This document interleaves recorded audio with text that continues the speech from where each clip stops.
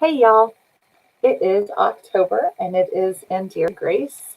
And I am doing the fire signs for the month of October. It is October 1st. And so let's just get started. So I decided to use Moonology Oracle cards by Yasmin Boland. And I used them because October has two full moons. And of course, we have a new moon because every month has at least one full moon and one new moon. But October happens to have two full moons this month. So we're in one right now. It's the Hunter Moon, and October 1st, that is the full moon. And then the next full moon is going to be on Halloween, and that is the blue moon. And so that being said, October is going to be a whole lot of energy. And remember, full moons are used to release energy or release things from your life. And so don't hesitate to do your full moon ceremony where you release that which you no longer want and which is no longer serving you. By the way, guess what I'm doing tonight? Lots and lots of releasing. Absolutely. All right, so let's get started. So I have Aries first. Aries, you have the third quarter moon, and it says adjustments are required. So, what Spirit is indicating is don't dig in your heels. If you've got projects going on, if you have situations occurring with family or work or friendships, or just your own particular project, something that you want to get off the ground, you're going to need to step back and kind of flow with it. If you dig in your heels, you're going to suffer. If you step back and let Spirit, Source, Life assist you, they're going to require you to make adjustments, which are not going to be super painful. It may not be ideal in the way you want it to be right then in that time, but it will be good. Okay, so just step back and allow the adjustments to occur. If you are in the middle of a project or a situation and you're noticing that it's not going well, step into your power and make the needed adjustments right then and there. Don't make Spirit force you to do it, because that leads to suffering as well. Sometimes you just have to take that deep breath, put on your big girl pants and say, this has got to change. As much as I don't want it to, we're going to have to make adjustments and it's going to have to change. And that's okay. It's all in divine order. So allow it to happen. All right. Make those adjustments. You dig in your heels and you're going to end up with suffering. And that is something that you don't want. The next one is for Leo. Balance spirituality and practicality. That is the full moon and Pisces.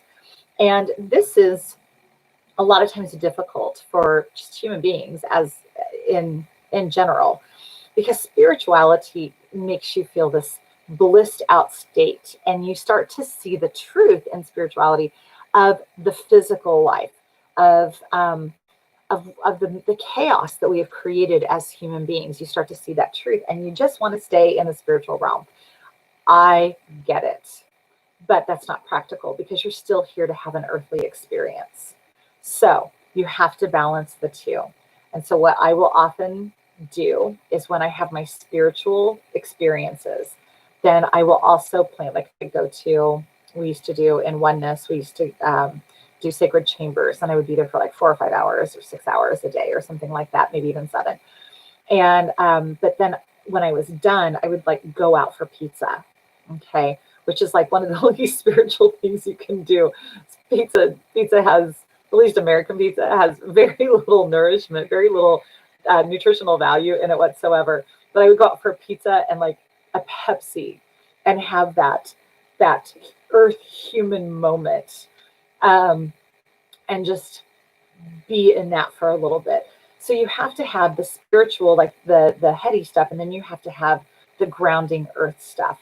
And so for the month of October, Pisces, you are either going to be super, super earthy, and you need to have some of that spirituality. So you need to do the meditation, you need to do the journaling, you need to do the prayer work, you need to maybe listen to Krishna Das, or something like that, like have those spiritual experiences. But you also, to balance out the earth, or if you are so spiritual aspect, you need to do the earth things. You need to go for walks. You need to have conversations with people who are not as spiritually awakened or enlightened as you. You need to have a pizza and a Pepsi. Okay, so make sure that you have that good balance in there. The last one is for Sagittarius. And Sagittarius, you have new moon in Virgo, and it says, well, I'll tell you what it says, a time to give rather than to take. Okay, and so, um, and when this card comes up, it's always the same message, like every single time. And that message is that there's a balance in the give and take aspect of life. And sometimes it's right then and there. I give you $5, you give me my hamburger. Okay, so that is that give and take. But sometimes you have somebody who's very, very unwell. So I'm going to give you the example of my mother. My mother gave and gave and gave to me through my whole life. And I tried to give back when I could and when she needed it. But moms are notorious a lot of times for not wanting to receive anything from their children. So when my mother was on her deathbed, that was my time to give back to her. So I sat with her. I held her hand. I fed her her last meal. I played music that she loved. I talked to her. That was my time to give. And that was her time to take my love because she couldn't battle it anymore. She couldn't say, no, no, no, I'm the mom. I'm in charge. I'm the one who's supposed to give, give, give. In that moment, I got to give back. And I did it until she took her last breath. So sometimes that balance it takes years to develop. So for Sagittarians this month, right now is the time for you to give, give, give. Do not worry. It's not permanent. And it will be revisited back to you. That's the balance of Earth well, always. It's always the balance. And so don't hesitate to give when it's needed. Don't worry about, well, when am I going to get mine? And just trust the process. And also remember that when you give, you are not giving from yourself.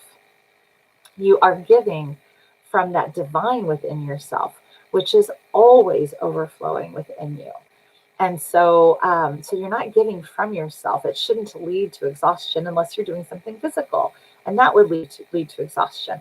So allow what you're giving, that love, to come through you and to come out of you. Be that hollow bone of giving.